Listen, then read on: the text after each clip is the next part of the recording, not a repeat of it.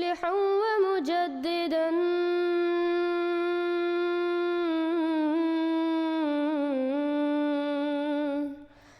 فارنوا بنظر طاهر وجنان.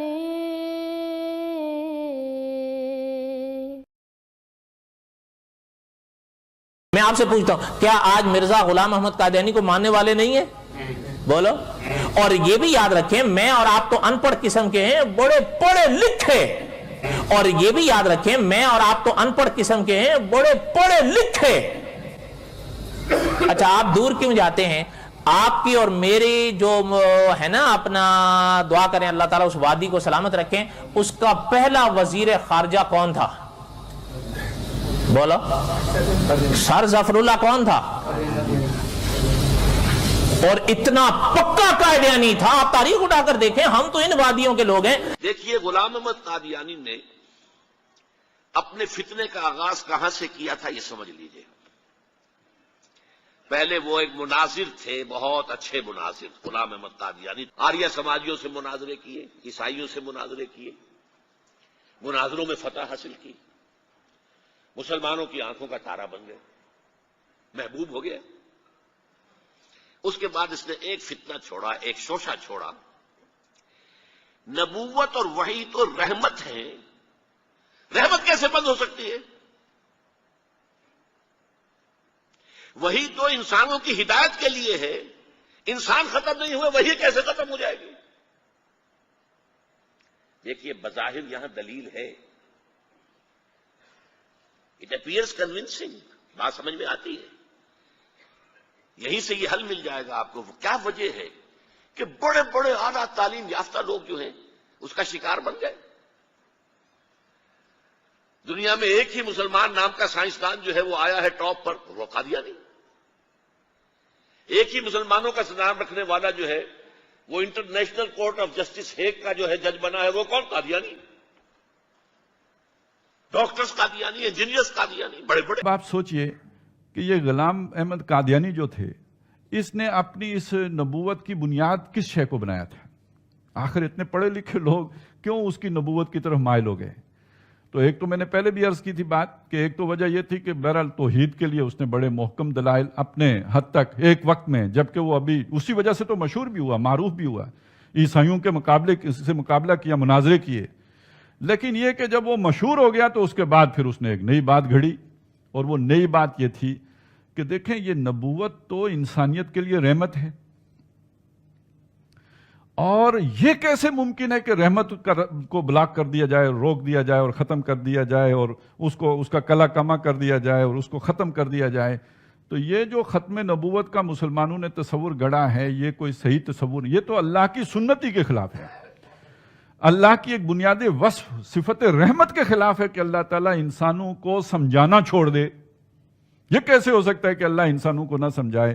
ماں بھلا سمجھانے سے باز رہ سکتی ہے، تو اسی طرح اللہ تعالیٰ جو ماں سے بھی بڑھ کر محبت کرنے والا ہے، وہ کیوں نہیں سمجھائے گا؟ وہ کیوں نبوت ختم کر دے گا؟ اور ویسے دوسری طرف آپ دیکھیں تو جو آج دنیا میں انسانوں کی تعداد ہے، کبھی زمین کے اوپر اتنی تعداد تو تھی نہیں. اور جتنی گمراہیاں آج ہیں اور جتنا انسان اللہ سے دور اور غافل آج ہے، کبھی بھی نہیں تھا. کبھی تاریخ میں انسان، دیکھیے یہ جو بت پرستی بھی ہوتی تھی، اللہ سے دوری کے لیے تو نہیں ہوتی تھی، اللہ کے قرب کے لیے ہوتی تھی، اللہ کو قریب کرنے کے لیے کہ یہ بت ہیں جو اللہ کے قریب کریں گے. تو یہ ساری جو بھی شرک کا سارا نظام تھا، اللہ کا قرب تلاش کرنے کے لیے تھا. اب انسان کو اللہ کی پرواہ نہیں ہے. آج وہ گمراہیاں دنیا میں، جن میں سے ایک ایک گمراہی کی وجہ سے پوری قومیں ہلاک ہوئی ہیں، آج وہ ساری گمراہیاں جمع ہو کر اپنی تمامی شان کے ساتھ گلوبل ہیں، پوری دنیا میں پھیلی ہوئی ہیں. آپ کوئی بھی عمل اٹھا کے دیکھ لیجئے، قوم لوط کا عمل ہی دیکھ لیجئے. آج وہ کسی ایک علاقے میں نہیں ہے، پوری دنیا میں ہے، اور بلکہ اس سے زیادہ شدید تر ہے. وہاں پہ تو صرف ایک حد تک تھا نا، ہم جنس پرستی مردوں ہی میں تھی. اب تو وہ بات آج دنیا میں عورتوں تک پھیل چکی ہوئی ہے. تو اس چیز کو ذہن میں رکھیں کہ گمراہیاں اتنی، انسان غافل، انسانوں کی تعداد اتنی بڑھ چکی، لیکن یہ کہ نبوت ختم ہو گئی ہے. بھئی یہ کیسے ہو سکتا ہے؟ یہ ہے وہ مغالطہ جو غلام احمد قادیانی نے پیدا کیا. اتنے سیانے لوگ، پڑھے لکھے لوگ اسے مان کیسے لیتے ہیں نبی؟ لیکن آپ ایک ہی نوبل انعام یافتہ عبدالسلام اور وہ بھی اس کا جو ہے وہ نکلا معتقد. کیا ہوتا ہے یہ ہمیں نہیں معلوم. اصل وجہ یہ ہے یہ بڑے لائق شخصیت تھی, اس نے ایک وقت میں بڑے عیسائیوں کے ساتھ جو ہے وہ مناظرے کیے تھے, انہیں شکست دی تھی, تبھی تو مشہور ہو کے پھر نبی بنے. جو توحید کے اوپر اس شخص کا لٹریچر ہے نا, باکمال لٹریچر ہے. توحید کا استدلال کمال درجے میں ہے. مولانا عبد الماجد دریابادی کا نام آپ نے سنا ہوگا, وہ کسی وقت دہریے ہو گئے تھے. انہوں نے خود یہ بات کہی ہے کہ میں دہریت سے توحید کی طرف غلام احمد قادیانی کا لٹریچر پڑھا. قادیانیوں کو دیکھ لیں, مرزا قادیانی جب پیدا ہوا تھا تو اپنے ساتھ اپنی ٹیم کو لے کے پیدا نہیں ہوا تھا. مرزا قادیانی کے جو اس وقت فالورز موجود ہیں, مرزا قادیانی جو ہے وہ اپنے گھر سے لے کے پیدا نہیں ہوا تھا. مرزا قادیانی نے جب دعویٰ نبوت کیا اور اس نے جو اپنی تبلیغ شروع کی اپنے مذہب کی, تو اس کو ماننے والے بہت سارے وہ لوگ تھے جو اپنے آپ کو کلمہ پڑھنے والا کہتے تھے.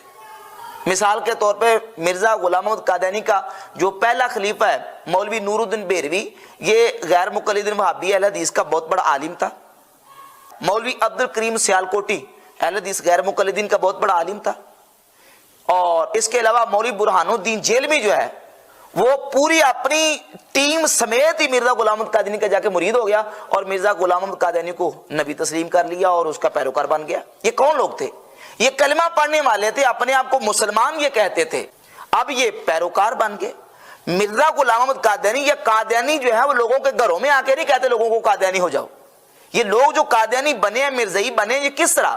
ظاہر ہے کہ اس کے جو ذرائع ہیں ان میں سے ایک ذریعہ یہ ہے کہ یا تو مرزا قادیانی کی صحبت میں جا کے بیٹھے, یا یہ ہے کہ مرزا قادیانی کا لٹریچر پڑھا, یا اس کے بیانات سنے, اس کے لیکچر سنے. انہی فتنوں میں سے آج کے دور کا ایک عظیم فتنہ جو اپنے آب و تاب سے کام کر رہا ہے اور بہت ہی عروج پر ہے.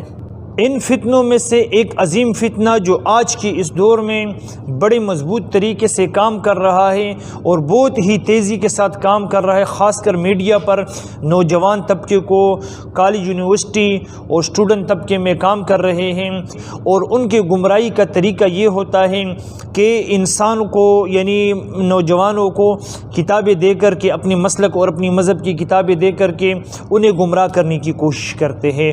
اور اس میں جو زیادہ تر ان کی جال میں پھنستے ہیں نوجوان لڑکیاں اور نوجوان لڑکے پھنستے ہیں, اور خاص کر کے جو کالج یونیورسٹی کا پڑھا لکھا طبقہ ہے وہ اس جال میں پھنس جاتا ہے.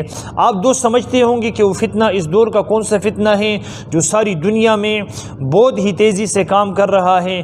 تو یاد رہے وہ فتنہ ہے قادیانی. کیسے انسان کو پکڑتے ہیں, کیسے انسان کو پکڑتے ہیں, اور بڑے بڑے پڑھے لکھے بندے ان کے جال کے اندر پھنس جاتے ہیں, اور بڑے بڑے پڑھے لکھے بندے ان کے جال کے اندر پھنس جاتے ہیں. If you have not yet subscribed, make sure to subscribe and click on the bell icon so you can get notifications for every new video. Also make sure to like and comment on the video and follow on Twitter and Instagram.